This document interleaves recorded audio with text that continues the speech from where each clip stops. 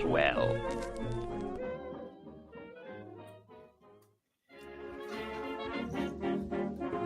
Yes, it will make you swell if I have all the buttons done right here, and I'm looking at my multiple monitors here. Welcome. This is the very first broadcast of this radio station. Well, not this radio station, but my attempts at it. Hello, I'm Alan Levine coming to you from the studios deep in the bowels of Canada.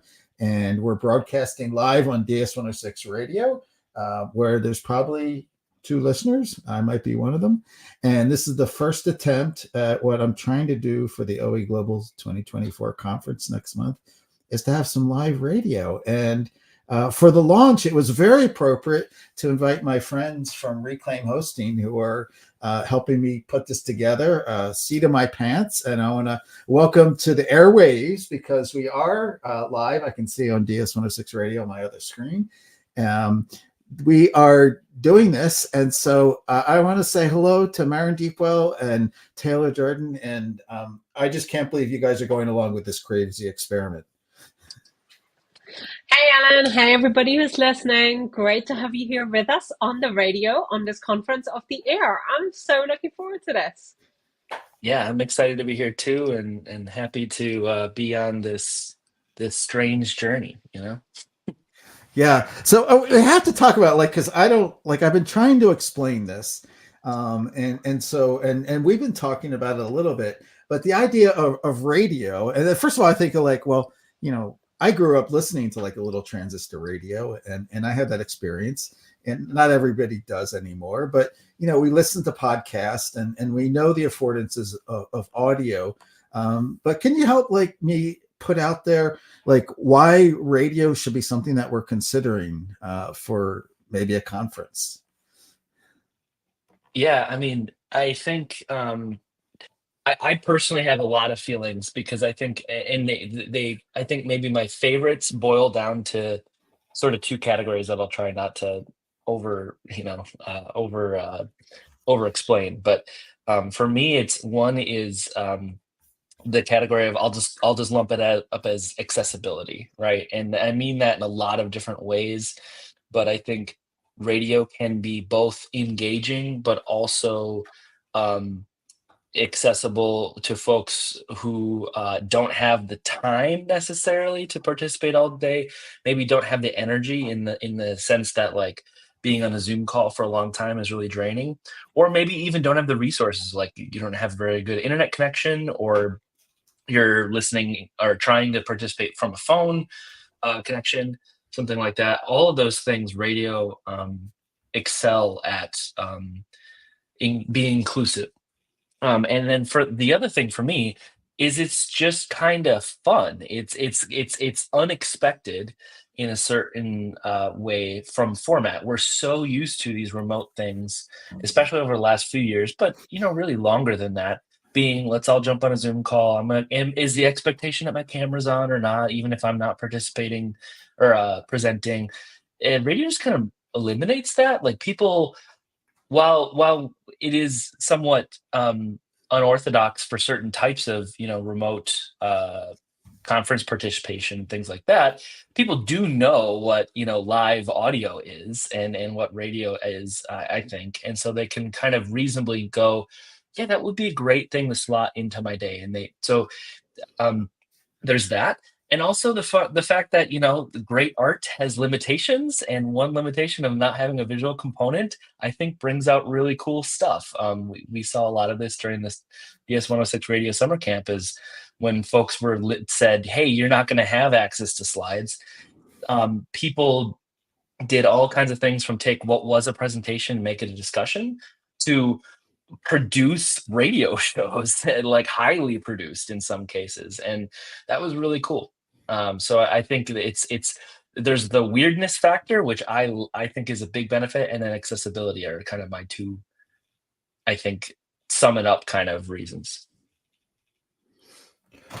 Right. And I mean, some of my initial thinking for this conference, I've been wanting to do this for a while. I mean, I think we should have a global radio station for my organization, and get people involved with taking over parts of it. That would be a dream. I don't know if anybody else is really interested in that, but what a great way to sort of connect the world. And one of my favorite apps, and I keep telling people to play with it, is radio.garden, where you can just explore the world through a map and just listen to the sounds of the world.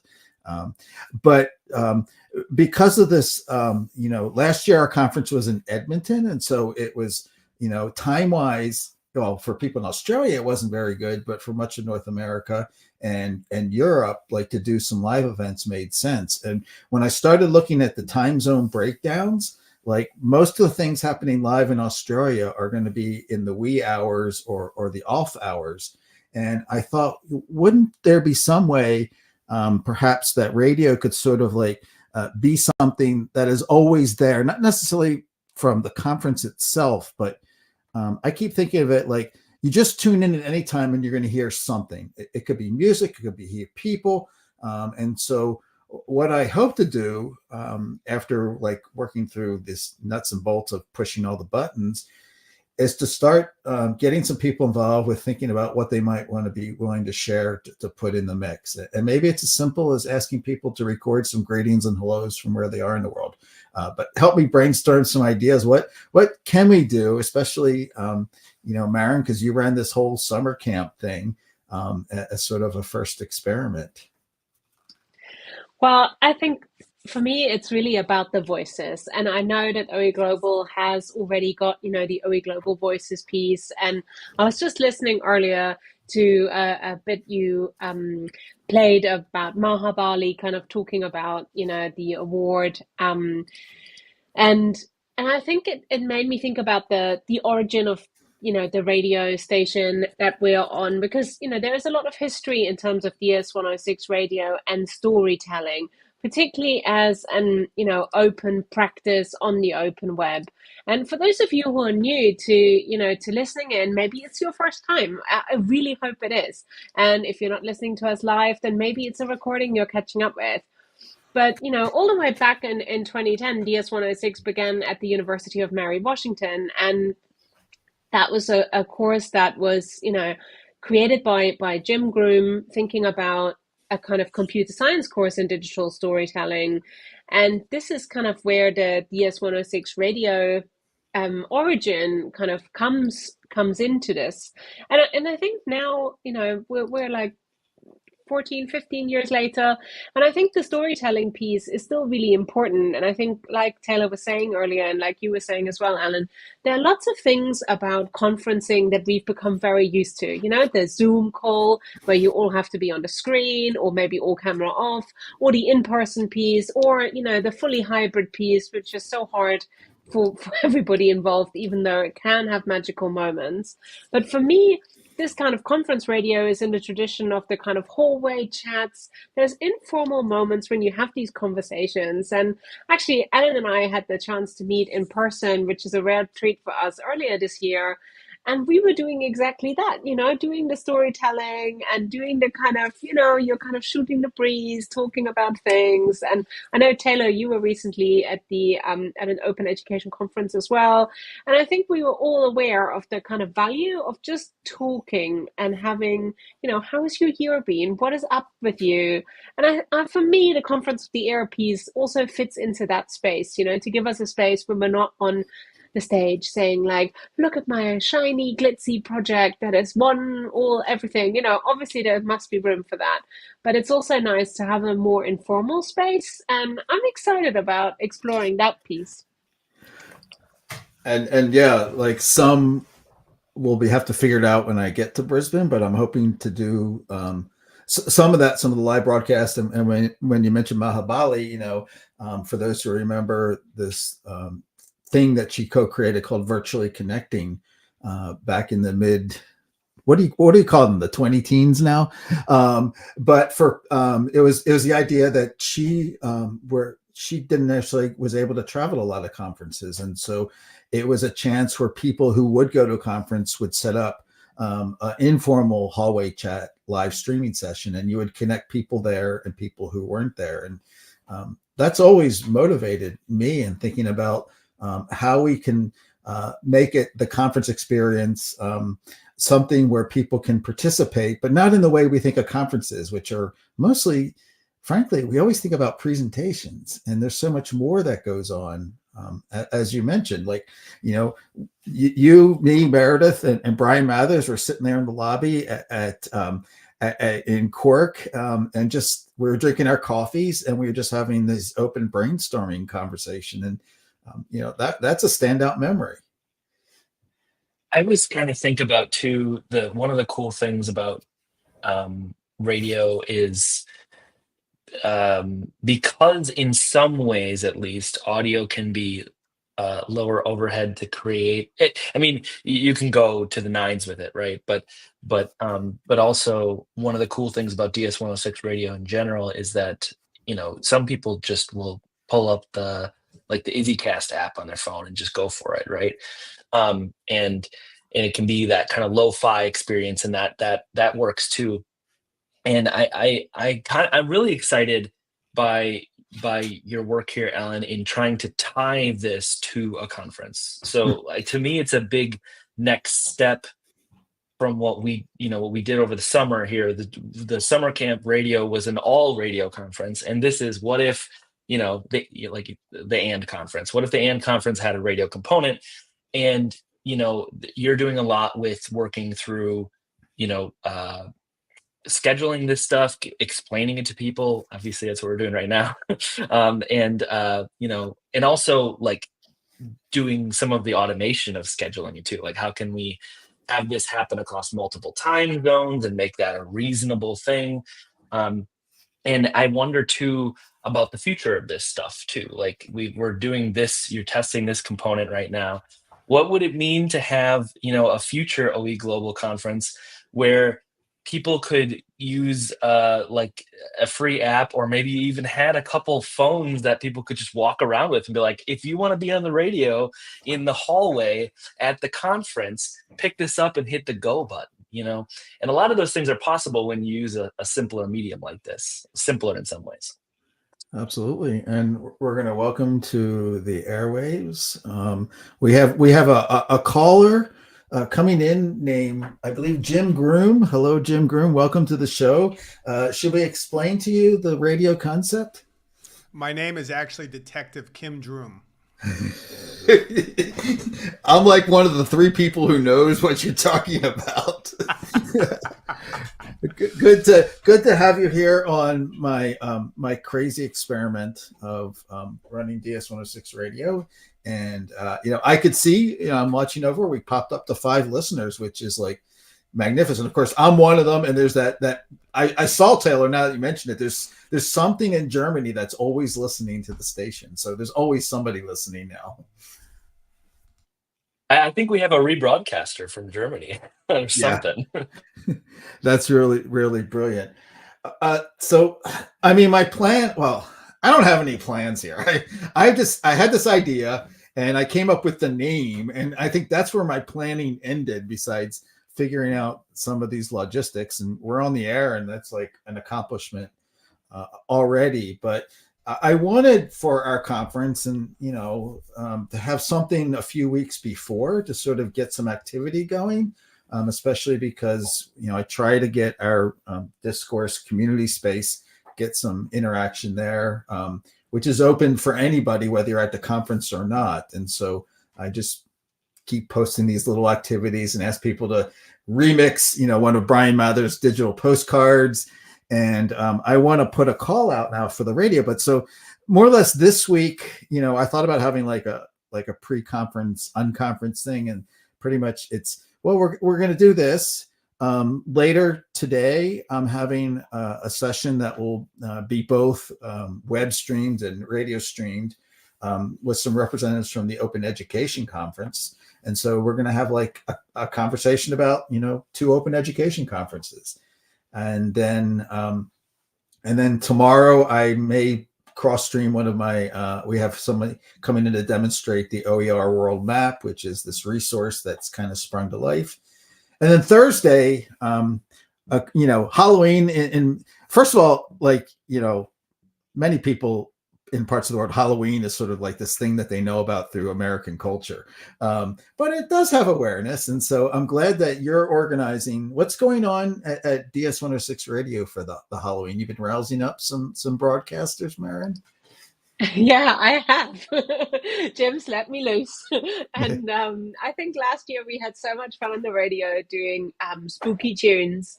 And it's also like, I think, bridging the gap between sort of being a social and being kind of more professional practice, because Team Reclaim is a fully remote team, and I maybe Taylor wants to jump in there and share a little bit more.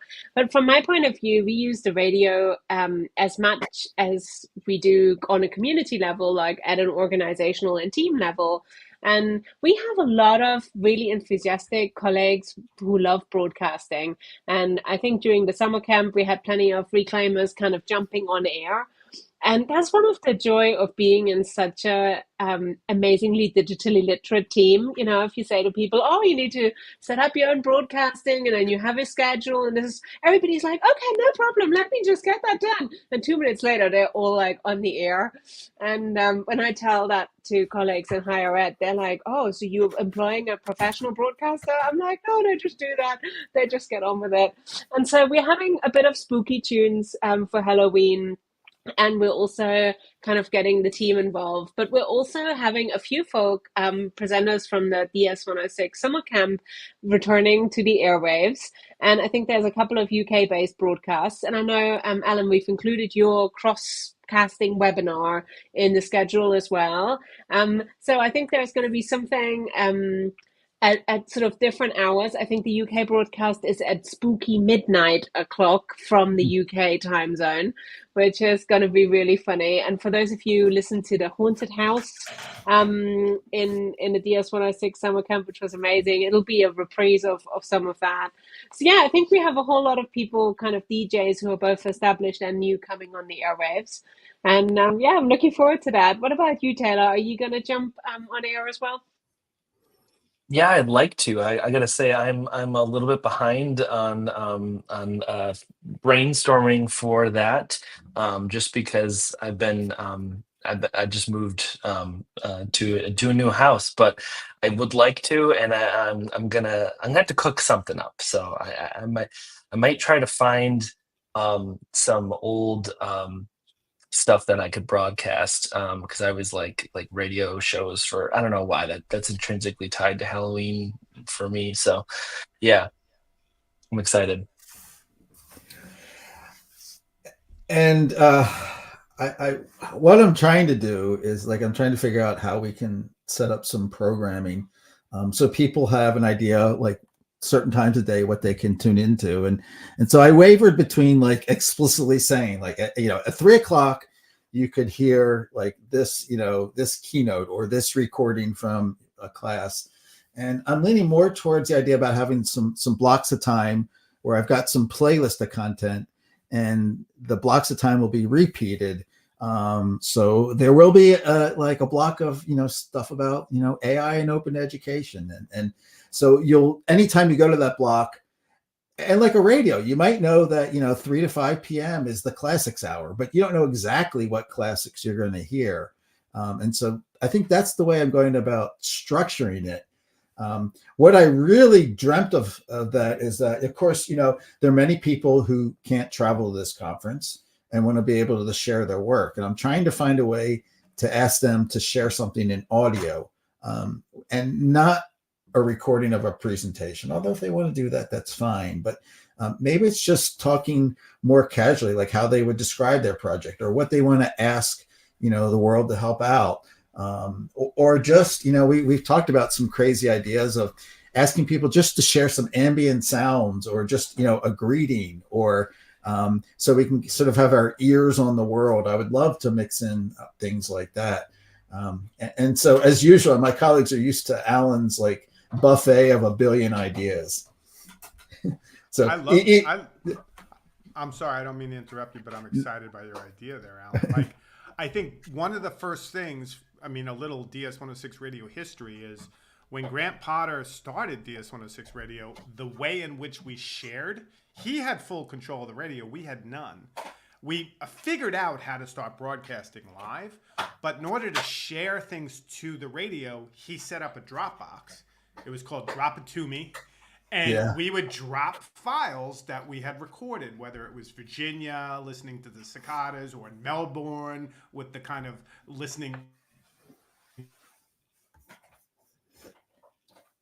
to the world, people would contribute audio files. And it was really special. There was a sense of you were listening to a kind of a group of people from around the world share. And that's an interesting idea of like, we're so used to reading people sharing or experiencing that, but listening is something that often gets, kind of dropped off in that experience, especially when everything was blogs or text in OER. So I love that idea of just like maybe people sharing a minute clip of what they hear outside their window, right? And, that would be a really cool soundscape that people could very easily share to. And I don't know if there's some sort of spot where sharing audio is easy, but that would be super slick. That's possible, but they're a little bit wonky. But yeah, I am looking at some ways that people can share audio. There's a couple favorite, like if you really don't want to deal with like the mechanics of it, there's some of those web audio recorders where you can just share a link, and I think for people to send a greeting, there's lots of people in the field who have musical talent and may want to share some of their music. And I have talked to some people who would want to organize, a playlist or something like that. So it doesn't have to be all like, work related. We just want to hear some sounds from the world. That's kind of my dream. And figuring out how to set that up, about how people can get that to us. I'm trying to as well figure out, because again, with your team's help, like I know that this is being recorded and we can put this up to be viewed later, and that will be added to the site as well. But I am trying to, mix it up as I go. And then the idea would be, this week I have like blocks of time, and then, it'll free up some more. Most of the time, the thing is when you go DS106, a lot of time it's this radio station, WFMU. And people might say, what's so great about this radio station? Well, they started this thing called the Free Music Archive, actually, which is my go-to place for my podcast music. And so, and we may try to find some other, world radio stations to throw into the mix there, if I can figure that part out. We could also play some of the sounds of Wikipedia being edited. I know that's a big favorite for people, to just listen in, because there's always something going on. But I was going to say, Alan, one of the things that really inspired me with this name, the Conference of the Air, is the history to do with, Australian long distance education. And, given that the conference is in Brisbane, which is so exciting, and many people like, myself, like living in the UK, for them, it's a far journey. But, for many people in the Southern Hemisphere, it's a much easier journey to get to. And so I'm really excited that this conference kind of aligns with the heritage of online and distance education in the place where this conference takes place. But also, I think, one of the things we learned from the summer camp is that many people really appreciate being able to take a recording, or even just have the radio, on a device in their pocket, and being able to take it away from sitting in front of a screen. And I think that's one of the most joyful aspects of being able to just listen versus to, watching something on a screen, because you don't really want to take like a Zoom call, on a walk, or you can't just take a recording as easily and have it wherever you want to be. So I think that's one of the real joys for me, as I can imagine people taking a recording and saying, oh, I didn't listen into this yesterday, but now as I'm having my morning coffee, or I'm folding laundry, or I'm walking the dogs, or whatever it is, I can have it in my pocket and I can listen to it. And I think the library of recordings that we got out of the summer camp that Taylor put together, and the kind of podcast version, has proven really popular with people who are just catching up and, dipping in and out. So I think that's one of the most joyful pieces. And I'm going to have, and I thought about if I could do this live. I have Taylor's recorded session where he did the interview with Dr. Oblivion, which is this, well, somebody describe this thing for me, because I want people to play with Dr. Oblivion and save some recordings and share it. Who is Dr. Oblivion, and why should we care about him? Okay, I don't know if I'm coming through, but this was Taylor's genius work, so I'm not going to steal from that. But I'm going to talk about what it was like to listen to that session in my kitchen with my special lady friend. So Dr. Oblivion is a fake character who was created in 2011 to teach a course that we invented at DTLT. I played him on TV, but it was kind of a group effort. He didn't exist, but he pretended to teach this course called DS106. Anyway, Michael Branson Smith, 10 years later, 12 years later, creates a AI-generated bot of Dr. Oblivion with using my voice, or my voice of 2011, which sounds different than me now, oddly, and kind of creates this figure, right? So we're sitting down listening to Taylor's brilliant conception. I'll let him talk about what he actually did. And Dr. Oblivion's starting to answer questions. And Antonella knows I'm Dr. Oblivion, and says, well, I didn't know you believed that. Where did you come up with that? How did you figure it? I'm like, Antonella, that's not me. That's an AI chatbot playing me. It was like 3 dimensions of weird, because I had played this character who Antonella had to kind of deal with because I shaved my head and took on this persona. And then she thought I was on the radio playing this persona again, when in fact I had now nothing to do with it. It was just happening because I think, Taylor, you had worked your amazing magic, and that was quite a session, and my wife still didn't believe it wasn't me. It was a fun process putting that together. I had yeah, so basically when Michael Branson Smith and you worked on the Oblivion University, AI version of Dr. Oblivion, right? Um I the idea I was like, what, because the whole conceit of that is this dark, like, oh, now Dr. Oblivion's office hours are anytime, right? And but obviously the way that thing works is you type in a question and it comes back with an audio response. And that's kind of right? Like, it's not a conversation. It's a transaction, sort of. And so when the summer camp, when Marin came up with the idea of, hey, we're going to do a summer camp, radio conference, um, I that kind of came to my head immediately of, like, what could I do with this thing that generates audio?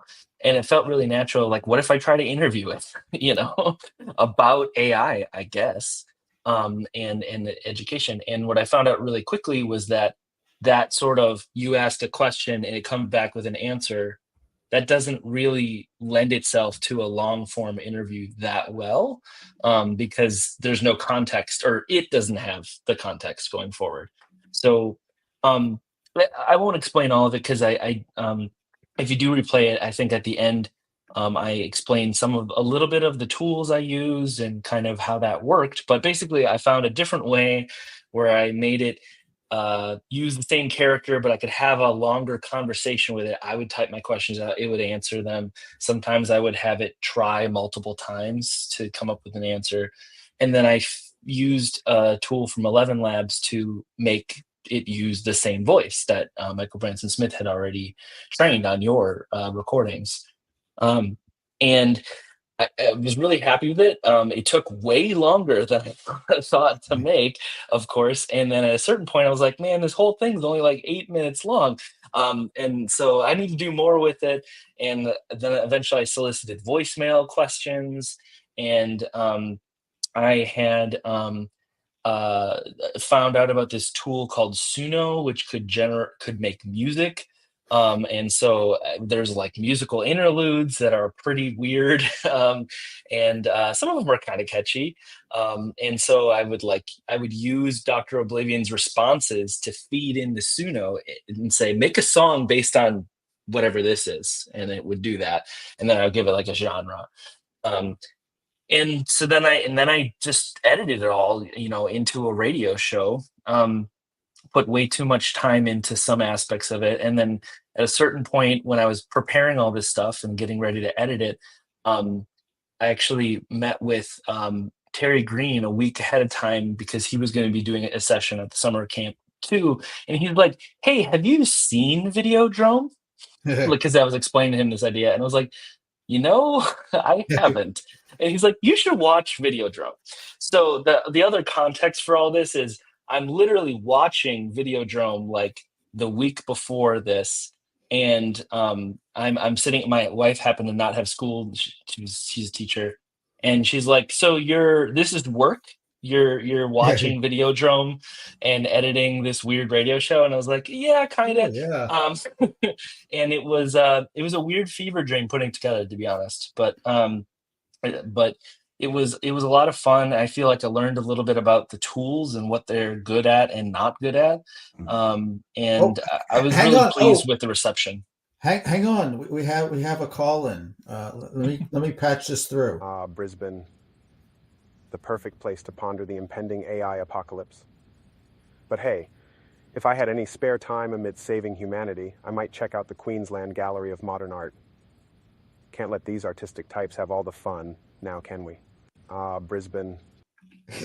I asked Dr. Oblivion like what should if he was going to a conference in Brisbane, what he would do with his spare time.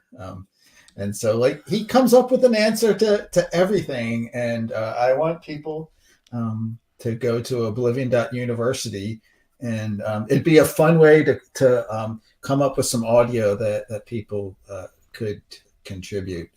And yeah. Of course, we're all very passionate about that. It's genius, and we understand it. And I wonder sometimes when people see it for the first time and they're like, "What?" But that generally is how everything that comes out with AI these days is, right? At least it's kind of it's what it promised. A stupid application of AI, right? Like everyone else pretends AI is actually going to do something important, and maybe it will, but this is a good application of AI. Thank God, finally, we're seeing it for what it is. Stupid. Well, and we want to have like all the sides represented, because like it's just a crazy world that we're in, and what a better space to do it than on the web and through these different kinds of tools.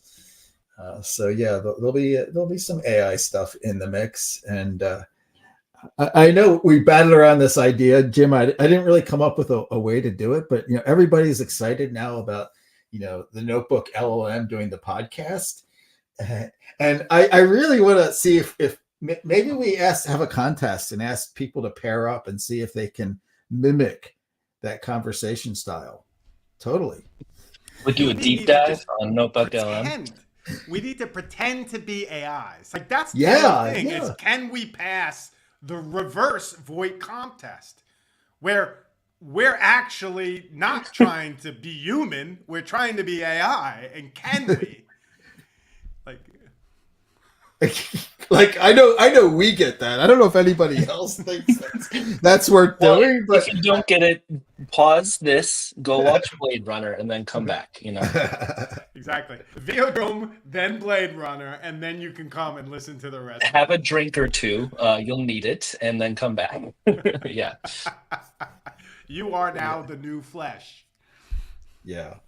So again, like I really appreciate all this, and my my latest wacky idea is like I was looking to have one of those little Bluetooth speakers, and I was thinking like, what if when I get to Australia, because we're arranging to set up, as Reclaim Hosting is one of our supporters for helping us with this effort. We have a table set up, and Marin's mailing some swag so people can leave with stickers and fun things from Reclaim Hosting, which of course the fabulous artwork by who Brian Mathers. But I was thinking like, since we're doing this radio thing, I dream like if when I get to Australia, if I can find like a secondhand old radio and put inside of it my Bluetooth speaker and just play it all the time coming from your table. Well, I must say, Alan, I think one of our frequent listeners and established DS106 radio DJs, Anne Marie Scott, she has, like, I think, gotten ahead of you there because she recently showed me a Lego kit where you build a vintage radio out of Lego blocks, and then it has a space inside to put a radio. Like, it's, I think, a Soundbreak model, it's called. So Okay. I think if we had gotten our act together a little bit sooner, I think we could have made a custom Lego kit of the DS106 radio, fully branded with, and then you could have slotted that in. Oh So, yes, Anne Marie is always ahead of the curve there. So maybe I can just find the Lego kit because I don't know if I can rally enough to find an old radio in Brisbane. But I like something to do on the airplane. You buy the kit before you get on. Hope At you the dropped end no of the pieces. it. Oh my at god, the Yeah. I end have of the to. flight, you're done. It's a cool looking radio too. I just found it. It looks really Okay. good. All right. Well, I'll do my research now because this is top of my list now for things to do. So again, what I hope is just to get the word out, get people listening. DS106 Radio, going to the program site that we set up. So people you're probably listening know the four of you out there, one of them, which is probably all of us, but that you can listen at listen.ds106rad.io, but also Taylor helped me set up sort of this like landing page that has like a sort of a schedule and when things are happening in the player, which you can find at bit.ly OEG-radio, which I'm looking at right now, and it's showing that we're live. Didn't really have the means to put in the Discord channel that works very well for you because that's in high use. One of the things that always made DS106 Radio good is that as the broadcaster, you could get some real-time interaction with the audience, and so I don't necessarily have the space for that. But for now, I'm embedding from our Discourse site the topics in the area. I set up a special area within our conference site just to be about radio. And so I'm just going to keep posting announcements and new things in there. And that's where I'll put like my call for people to contribute content. And so Taylor, the platform's working really well. And then from there over well, now I have about a week and a half before I leave, actually a week from tomorrow, but I'm just going to try to amp things up and try to get some things in the mix. It actually, with repeating a couple of the playlists, it's not too hard to have things on there. I don't want to monopolize the radio station, so I'll probably dial it back after this week and then build up a full schedule during the 3 days of the conference, November 13th to 15th. So whenever you go there, there'll be something that we've set up between content from other conferences. I'm still trying to figure out if and how I'll be able to do the live streams, but I will at least definitely be recording things, making them available later, and then maybe some of the live stuff from the floor. And I'm very fortunate. There's this young educational technologist from Nova Scotia going there named Grant Potter, who will be on the ground with me in Brisbane. And so I'm going to rope him into some radio games. Awesome. That sounds so much fun, Alan. And I'm really excited also to follow the conversations like asynchronously. I think that's really wonderful because for those of us who can't travel or being able to catch up kind of at breakfast and beyond will be so wonderful. So I'm really looking forward to that. And I might try to do like I did some last year in Edmonton, like a morning kind of like, a morning show, if you will, about, what's going on at the conference that day and just trapping people as they walk around. And maybe we'll do some, milling about during some of the breaks. And probably trying, the EasyCast actually does work really well for being on the move. Yeah. which is a mobile app It's for a doing. good application. Yeah.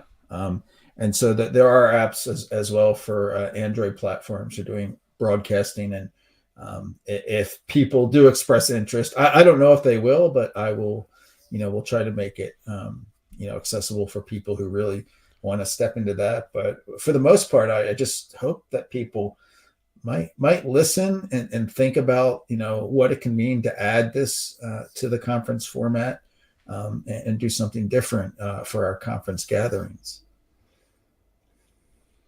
Did you I'm really tell the interested. audience that? Sorry, Jim. Go on. I think I'm delayed. I'm sorry. I'm working on a delay here. So go ahead. Your lips are moving.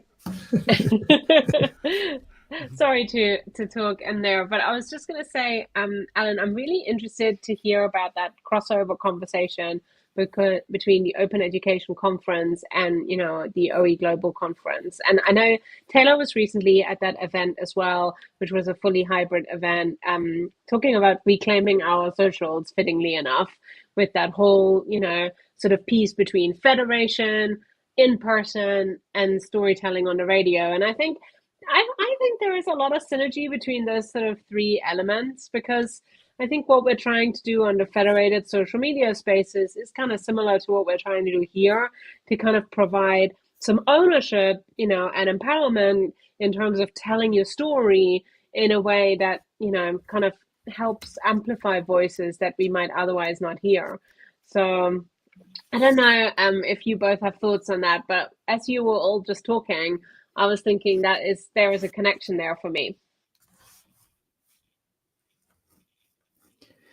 There's a lot, and I participated, through the hybrid option, and they did a tremendous job. And I've been somewhat, kind of like, I don't know if hybrid works as much, because there's so many factors. Because when you're not there, you're going to do other things, and then and when you're presenting, the idea of having an audience who says, I'm going to sit here in this room at 2:30 to 3 p.m. because I'm not going to be doing anything else. And that's really different. But they really succeeded, and they had a really good amount of hybrid participation.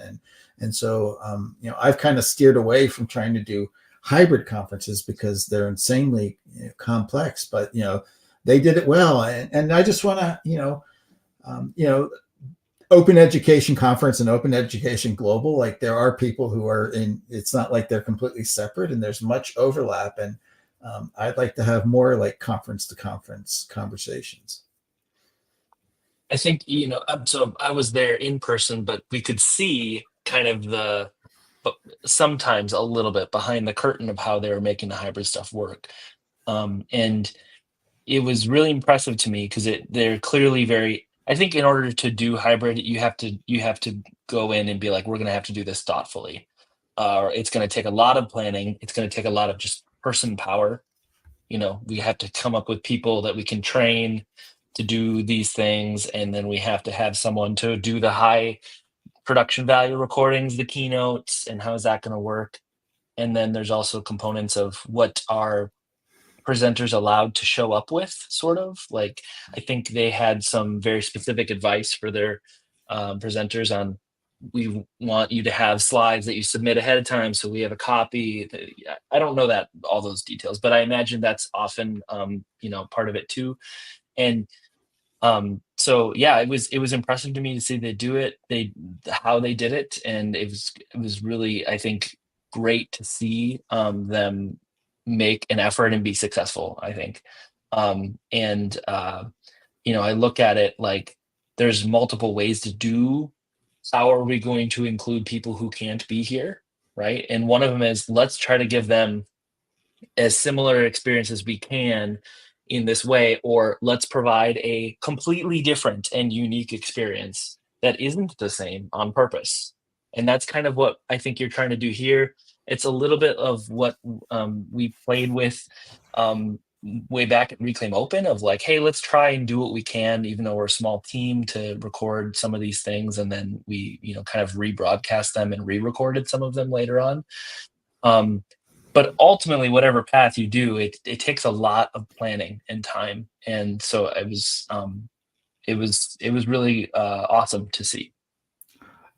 Yeah, and as opposed to like Alan sort of invented on the spot approach, but I definitely want to like understand that, and I think conferences, I know people are always thinking about what can work, and when you get to planning them, how you can put all this stuff together, and so I think we need to still keep figuring this out, because the days of and it never was that people could always get that travel, and so it always was a thing where you got to go or you didn't get to go.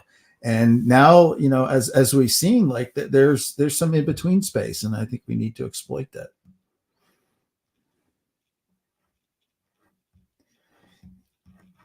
And then I had this great thing I was going to like follow up on, and poof, it went out of my mind. But thinking about the open ed conversation. So I have in the mix, I have some audio of the sessions at this year's conference. So that will be playing after their session.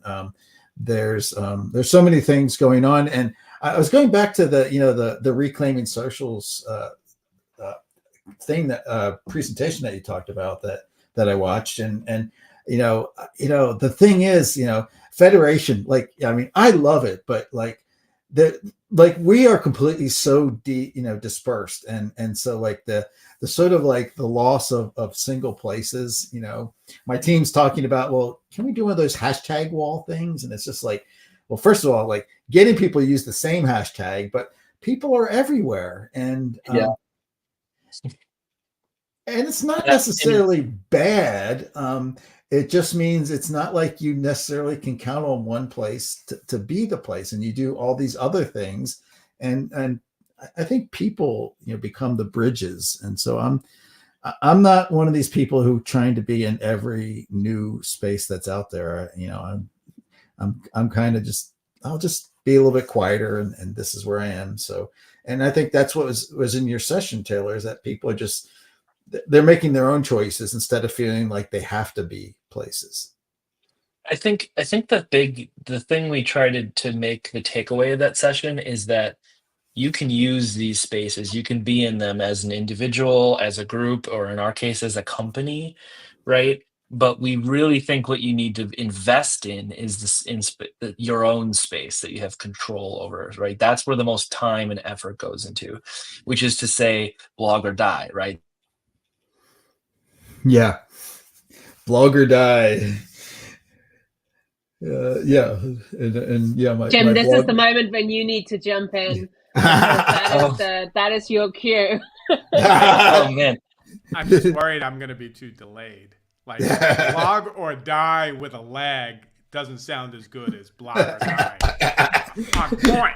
Did I say blog or die and then my internet connection died? Is that what happened? Amazing. The universe saying, Taylor, when's your last blog post? Hasn't it been since April? I guess I died in that case. But the point of us for there was to say, you can use these spaces. We think, you should use them how you want to, or to spread a message or whatever, but you need to put the most time in the space you have control over, right? And for us, that's going to be our blog, or as a newsletter, or in your RSS reader. And we're going to be on, Blue Sky and Mastodon too, pointing people to these things that we're doing. And that's, I think, been successful for us in terms of we do see traction. It's a slow thing, but we do see traction. But also it's doing this in a way that is manageable, I think, for us too. We're not trying to be also in 17 social networks, and it's not like my entire day job to go do those things, right? We can do it as a team, as a small team. But yeah, that it's also kind of hard when like Ellen, as you said, like you had team members who were like, oh, well, you should do a hashtag wall, and like as a technologist, you're like, well, let me tell you about the Twitter API, and and and you have to be like, well, let's keep it positive. How about we do that? I think in your case, for OEGlobal, the connect space you all have, the there's too many discourse, right? Yeah. Yeah. is a great place to build on, right? Because that's a place you all own and maintain, and people can go there. They don't have to have special accounts or whatever. I mean, they can make an account there, and it's it's a great a way to do that same thing, I think. Right. And well, it's of course been so exciting. I always remember the days of like going live and the impromptu things that were done.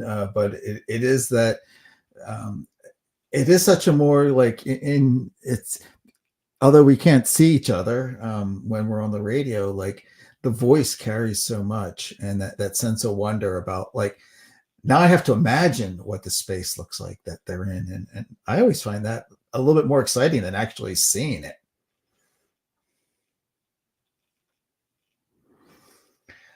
And so this is the premiere of Conference of the Air. In the mixer, I did throw in some audio clips that I found of some, just the School of the Air was created in the 50s and 60s in Australia to bring education to remote areas, and they did a lot with shortwave radio in the day.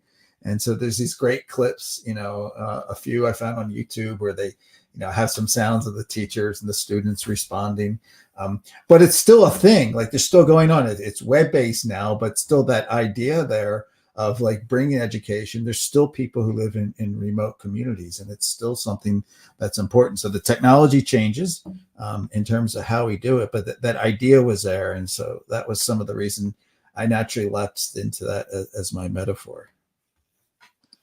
I love that, Alan, and I'm really interested in that because I think, in open education, we often talk about digital technology and digital first, but analog technologies and the good old letter can still be a really powerful educational medium. And I got a letter today from a pen pal in Canada.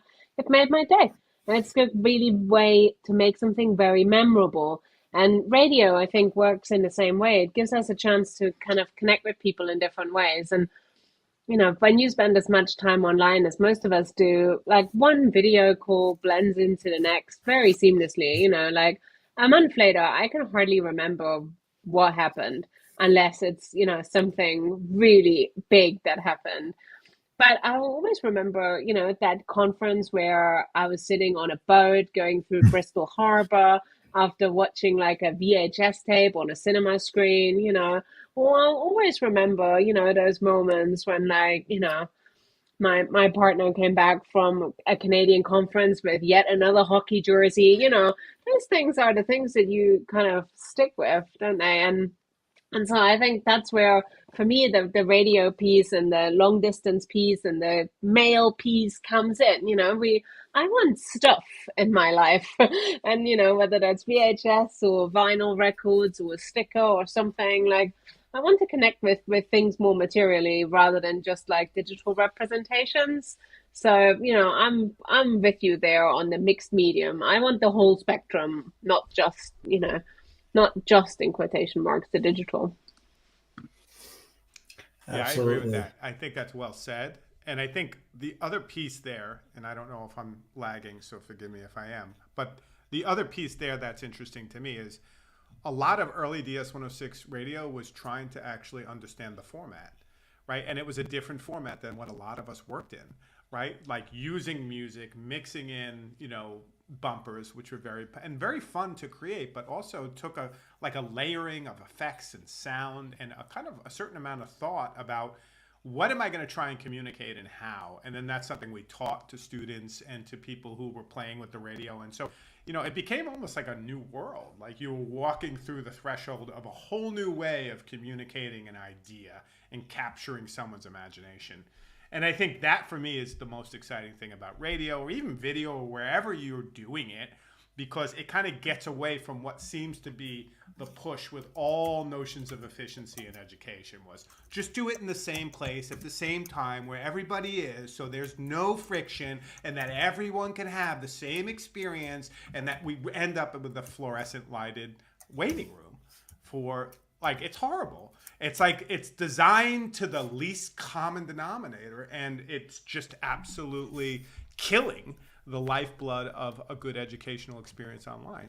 And so I think these are like moments of hope to just build out and ask people to do something different and exciting in a different context that they'll learn.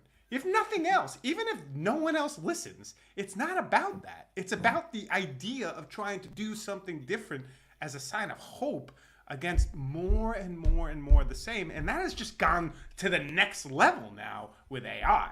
Like, in fact, it's almost like we're rushing to the end line of sameness. Like, we want sameness to be complete and have no options for alternatives. And that's scarier than the LMS, right? I thought the LMS was scary 20 years ago. I think AI is absolutely horrifying, right? Because we're willfully doing it like a bunch of idiots. Like, we're jumping off the cliff. Like, woo, woo, this is great. We don't even know what we're getting. It's absurd. So if radio can fight that insanity, bring it on. The Reverend is back. Well, he's always been. Well, I just want to thank you so much. This, of course, has been lots of fun, and I really appreciate your playing along with this. And anybody who's listening, we're doing this through our StreamYard because it's easy to broadcast, and like randomly people like fall into your streams. But the whole purpose of this is to have something going out on the radio, and there'll be a few more things this week. And again, thank you very much. And I will, as we go out, we can say our goodbyes. I'll play a little bit of music, some free music, archive music from an artist named Mystery Mammal, and it's called Conversation Place. So thank you very much, and give us your LM voices going out. Thanks, Ellen. That was a lot of fun.